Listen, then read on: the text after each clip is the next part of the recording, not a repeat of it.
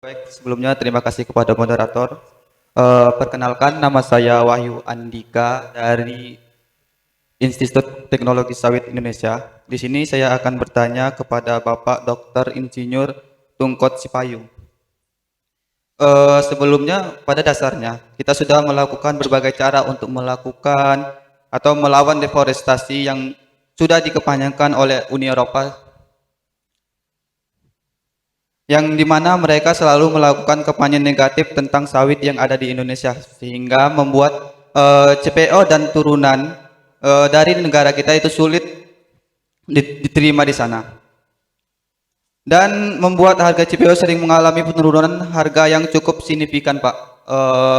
Sehingga berdampak juga kepada para petani kelapa sawit, khususnya di daerah saya, Sumatera Selatan. Dan yang saya pertanyakan adalah bagaimana cara peran kita generasi muda dan pemerintah untuk melakukan pendekatan yang bisa digunakan untuk membuat pemahaman yang baik untuk praktek sawit berkelanjutan dan maupun untuk menghilangkan isu negatif tentang sawit ini, karena ini sangatlah merugikan kita selaku produsen sawit terbesar di dunia, Pak. Terima kasih. Mau kita kumpulin dulu atau kita jawab langsung, Pak? Oke, penanya berikutnya silakan.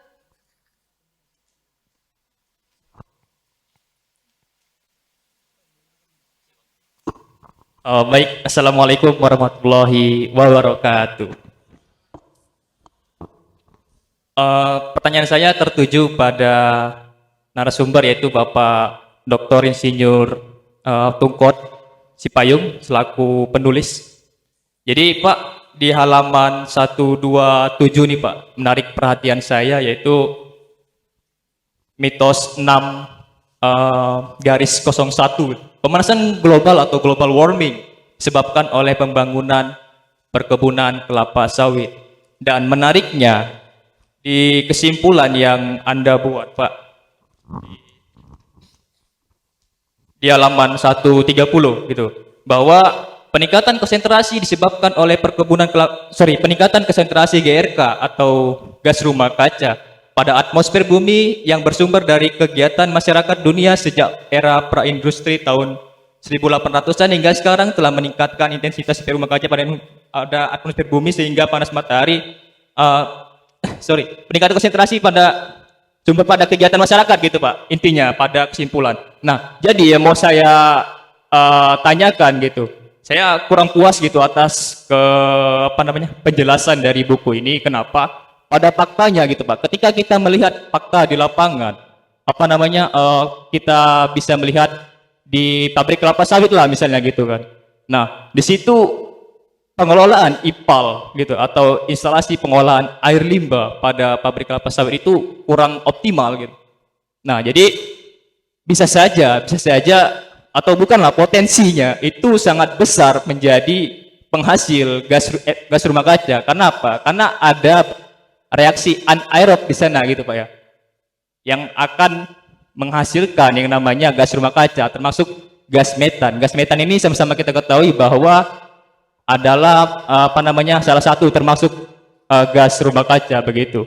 Jadi kita nggak menafikan bahwa industri kelapa sawit juga penghasil gas metan gitu, walaupun di mitos selanjutnya itu juga disangkal bahwa kita bukan termasuk 5 dari kategori penghasil gas rumah kaca gitu.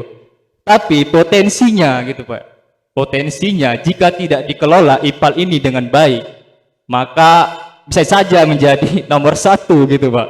Nah, jadi saya mohon untuk penjelasannya gitu, penjelasan lagi lebih lanjut untuk mitos ini gitu Pak. Bagaimana? Seperti itu Pak. Terima kasih mungkin dari saya. Sekian dan terima kasih. Wassalamualaikum warahmatullahi wabarakatuh. Namanya siapa tadi ya? Boleh sebutkan namanya dulu? Oh, sorry, saya lupa perkenalan. Nama saya Muhammad Hafiz dari Institut Teknologi Sawit Indonesia, sama kayak teman saya tadi. Terima kasih. Oke, terima kasih. Penanya terakhir di sesi pertama silakan. Boleh berdiri, sebutkan nama dan dari mana. Bismillahirrahmanirrahim. Assalamualaikum warahmatullahi wabarakatuh. Baik moderator, terima kasih atas kesempatannya. Perkenalkan, nama saya Muhammad Iqbal dari kampus Institut Teknologi Sawit Indonesia atau yang lebih dikenal STIPAP. Oke, izin Pak Tunggal, izin bertanya. Untuk menambah wawasan kami yang di sana, yang pada backgroundnya, pada dasarnya berfokus pada kelapa sawit, Pak.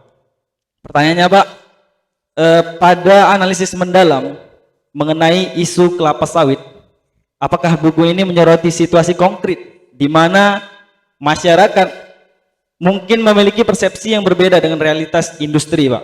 Misalnya, apakah ada studi kasus di mana komunitas lokal mengalami manfaat atau kebermanfaat atau tantangan yang tidak selalu sesuai dengan narasi umum seputar industri kelapa sawit, Pak? Terima kasih. Assalamualaikum warahmatullahi wabarakatuh. Oke, terima kasih. Untuk sesi pertama kita tutup dulu. Kita persilahkan Pak Tungkon untuk menanggapi. Tadi ada dari Wahyu Andika, Hafiz, dan Iqbal, Pak. Silakan, Pak.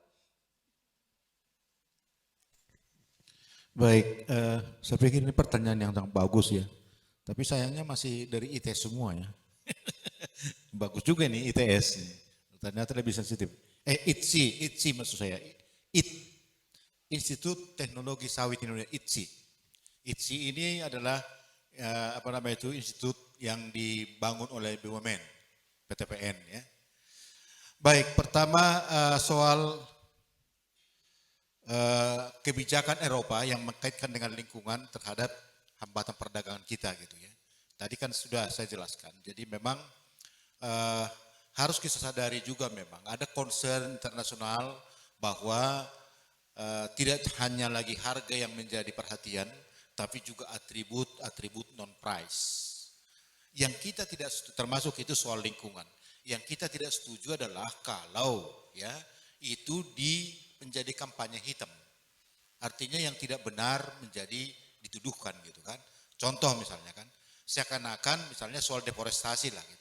Padahal data-data dengan mudah mereka baca juga hasil penelitian mereka dan dokumen mereka bahwa deforestasi itu adalah hal yang fenomena normal di seluruh dunia sejak pembangunan itu dilakukan. Di Eropa juga melakukan deforestasi. Di Amerika juga deforestasi sama dengan kita. Jadi mereka seakan-akan mereka tidak pernah deforestasi maka kita dituduh gitu. Ini kan soal timing pembangunan aja gitu kan. Jadi itu yang kita sangkal ya. Itu satu hal. Yang kedua, yang kita juga tidak sepakat dengan Eropa adalah mereka menganggap deforestasi di Indonesia itu seperti sejarah mereka di Eropa dan Amerika. Eropa dan Amerika itu melakukan deforestasi total. Babat semua hutan dulu semua, setelah itu bangun pertanian, setelah itu lama-lama nanti mereka tinggalkan pertanian jadi semak belukar, akhirnya jadi hutan. Makanya biodiversity Eropa itu tidak ada lagi. Di Amerika juga seperti itu. Data-data menunjukkan hanya di Alaska ada hutan virgin forest yang tertinggal gitu. Jadi di Amerika sendiri juga mengadopsi deforestasi total. Kalau di kita beda. Di kita itu sejak awal ditetapkan ini hutan lindung, ini hutan suaka marga satwa, ini hutan proteksi, ini hutan produksi, ini yang boleh dikonversi. Jadi kita sudah lebih pintar daripada Eropa. Paling tidak ahli-ahli kita, pendahulu kita itu sudah belajar dari kesalahan Eropa gitu.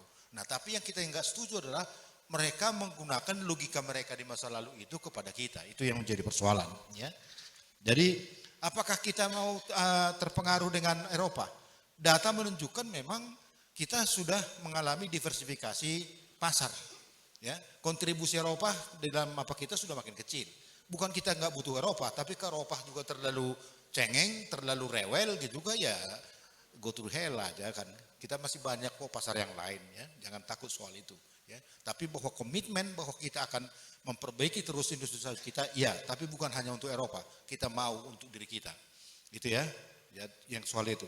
Kemudian dari global warming, itu, yang dengan emisi yang apa namanya itu, yang dikatakan itu.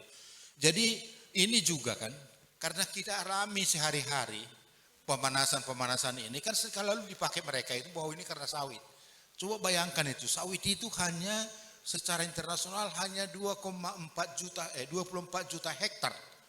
Dari 6 miliar 6 miliar daratan di Indonesia. Bayangkan itu. Berapa persen itu?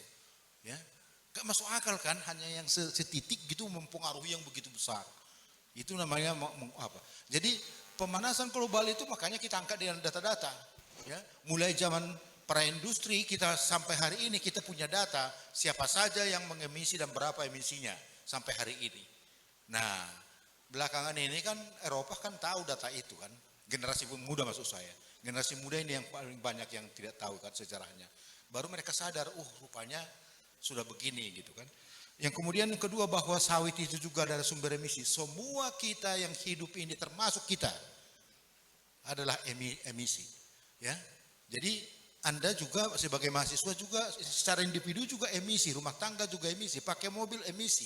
Semua aktivitas kita sumber emisi. Pertanyaannya adalah kalau kita mau klasifikasi dari top 10 sumber emisi di dunia mana yang paling besar?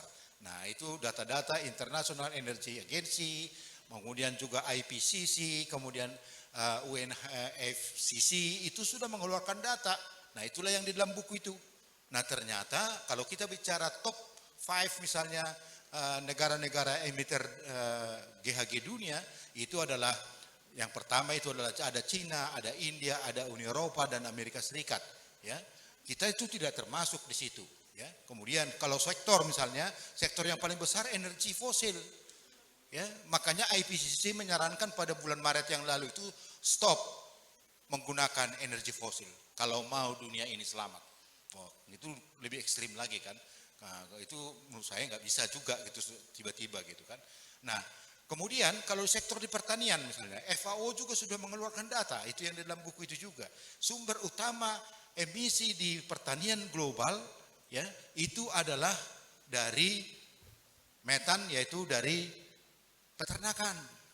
Ya. Jadi kohe, tahu kohe, feces, itu menghasilkan CH4 karena dalam proses pencernaan di rumennya kan itu menghasilkan CH4 yang paling besar, itu kontributor terbesar.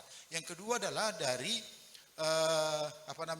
penggunaan pupuk ya dari sawah kita gitu. Itu tapi bukan hanya di Indonesia terbesar, itu seluruh dunia. Kalau mau di ranking yang paling besar adalah Cina dan India juga gitu. Ya, jadi itu bukan berarti bahwa sawit tidak punya emisi, punya. Dan di dalam itu ada datanya kan, sawit di gambut itu berapa emisinya ada. Sawit secara internasional berapa emisinya ada ya. Kita sampaikan seperti itu. Bahkan kita enggak hanya seperti itu. Bahkan di dalam mitos berapa itu ada di situ. Ada beberapa improvement yang dilakukan, yang bisa dilakukan untuk menurunkan emisi kita, emisi sawit. Ya, jadi kita enggak berhenti pada titik ini, kita turunkan itu emisi itu supaya dia makin lama makin sustainable, ya. Dan itu sangat penting. Dan sekarang penurunan emisi itu berpotensi untuk masuk ke carbon trade, bisa diperdagangkan secara carbon trade. Kemudian Iqbal ya, ini soal persepsi mengenai masyarakat lokal ya, betul. Ya, masyarakat lokal menjadi salah satu sorotan daripada internasional. Katanya pengembangan sawit itu tidak melibatkan masyarakat lokal. Ya, jadi ada kasus seperti itu. Ya, tapi banyak juga daerah-daerah kalau kami lihat itu dari sepanjang Sumatera juga Kalimantan bahkan ke Sulawesi sana itu ternyata masyarakat lokal, masyarakat adat juga memiliki kebun sawit gitu kan. Nah, mungkin yang menjadi masalahnya adalah ya ada kasus memang, ada kasus dan itu sudah pernah disidangkan juga itu. Ya, perjanjian di awal dengan masyarakat adat itu tidak dipenuhi. Itu ada. Saya katakan ada. Nah, itu seharusnya itu dilakukan tindakan hukum ya. Karena undang-undang kita sudah jelas kok. Kalau ada penggunaan lahan masyarakat adat itu harus dirundingkan dengan masyarakat adatnya, bukan pemerintah ya, tapi dengan masyarakat adatnya. Nah, ini ada beberapa kasus yang seperti itu, tapi ada juga tempat lain yang berhasil. Saya pikir itu yang saya tanggapi ya. Jadi bukan perbedaan persepsi, tapi juga memang ada kasus yang juga kita harus konsisten dan itu harus diperbaiki ya, karena itu melanggar undang-undang perkebunan juga gitu. Begitu ya. Terima kasih dari ITS, ITSI, Pak. ITSI, hebat ITSI. Ya, terima kasih Pak.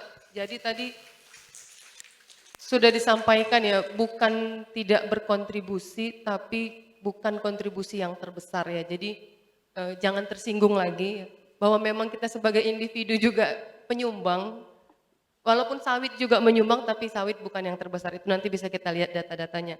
Dan tadi untuk ke masyarakat, kita juga bilang bahwa industri sawit kita bukan tidak ada masalah seperti yang selalu disampaikan Bu Diana, tapi banyak perbaikan yang juga sudah dilakukan. Jadi itu yang mungkin kita sampaikan gitu loh, bahwa kita nggak mati-matian bilang nggak ada masalah, semua sawitnya bagus, enggak juga. Ya, bahwa ada masalah iya, dan kita berupaya untuk mengatasinya, itu yang perlu kita garis bawahi.